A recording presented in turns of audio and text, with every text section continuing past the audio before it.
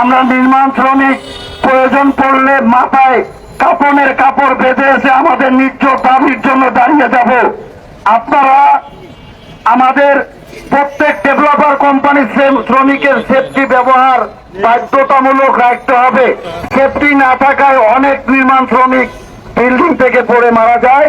Company ভূমিকা রাখে না, পুলিশ কালো চশমা পরা থাকে, পুলিশ লাশ নিয়ে গিয়ে তাৎক্ষণিক পোস্টমর্টমের ব্যবস্থা করে। কন্ডাক্টর অ্যাসোসিয়েশন প্রয়োজন হয় না, তাদের আত্মীয় স্বজনকে প্রয়োজন হয় না। এরকম আমরা অনেক দেখেছি।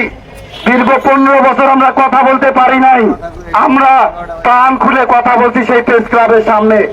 আমাদের সেফটি না থাকায় কোন শ্রমিক মারা গেলে 15 লক্ষ টাকা ক্ষতিপূরণ দিতে বাধ্য থাকিবে এবং দাপন কাপনের ব্যবস্থা করা হবে।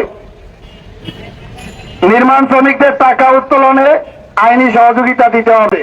আমরা নির্মাণ শ্রমিকরা যখন টাকা উত্তোলনে যাই, আমাদের ঘাম ঝরানো টাকা, আমাদের ন্যায্য পাওনা যখন দাবি আদায়ের জন্য আমরা যাই, তখন আমাদের অনেক হুমকি ধামকি প্রদান করা হয়। কখনো বলে ওবায়দুল কাদেরের বন্ধু, কখনো বলে সালমান রহমানের ভাই, কখনো বলে বসুন্ধরা গ্রুপের মালিকের আনবির রহমান। এভাবে আমরা চাই না।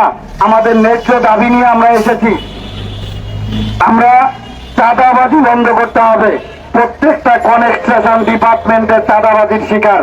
আপনারা হয়তো জানেন না। আপনারা একটু আমাদেরকে সাথে নিয়ে, আপনারা শুধু এই চাঁদাবাজ না, আপনারা আরো আয়নাঘর দেখতে পারবেন বাংলাদেশে। আমরা আয়নাঘর দেখিয়ে দিতে পারবো। আমরা কথা বলতে গেলে নির্মাণ শ্রমিকদের সেখানে নিয়ে অত্যাচার করা হতো। আমরা যখন কথা বলতে টাকা উদ্ধারের জন্য, আমাদের দাবি আদায়ের জন্য যাই, তখন আমাদেরকেও সেখানে অত্যাচার করা হয়, গুমের হুমকি দেওয়া হয়, খুনের হুমকি দেওয়া হয়। আমরা সেখান থেকে অনেক কন্ডাক্টর বেরিয়ে এসেছি। আমরা এই স্বাধীন বাংলাদেশের স্বাধীনতা চাই। এই স্বাধীন বাংলাদেশের স্বাধীনতা আমরা যেন এই নির্মাণ শ্রমিকদের 45 লক্ষ নির্মাণ শ্রমিকদের হক ন্যায্য দাবিটা আদায়ের জন্য আমরা আপনাদের কাছে আকুল আবেদন করছি। আপনারা আমাদেরকে আইনি সহযোগিতা দিন। বিভিন্ন কনস্ট্রাকশন সাইটে যেন আমরা এই চাঁদাবাজি বন্ধ করতে পারি, আমাদের ন্যায্য পাওনা আপনাদেরকে সাথে নিয়ে নিতে পারি। আমাদের এই কনস্ট্রাকশন ডিপার্টমেন্টে আমরা যেন আপনাদেরকে সাথে নিয়ে একটা সোনার বাংলা করতে পারি। আমরা এই স্বাধীন দেশে স্বাধীনভাবে থাকতে চাই।